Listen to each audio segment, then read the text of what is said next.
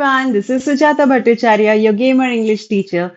Today, we are going to decode a very simple but powerful set of pronouns, reflexive and emphasizing pronouns. Now, they look very similar, but their jobs are very different.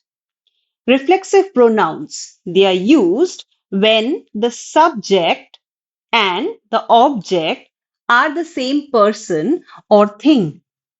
For example, she introduced herself. They enjoyed themselves.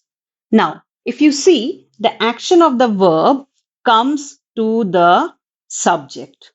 So, if I remove herself or themselves, you see the sentence here become or the sentences become incorrect or incomplete.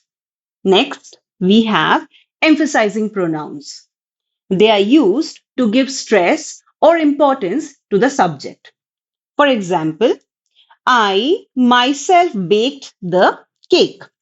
Now, the second one is the president himself greeted the delegates. Now, if I remove myself and himself, the sentences are still correct. An easy rule to remember the difference is if the meaning changes, it is reflexive. If only stress changes, it is emphasizing. Simple and easy to remember.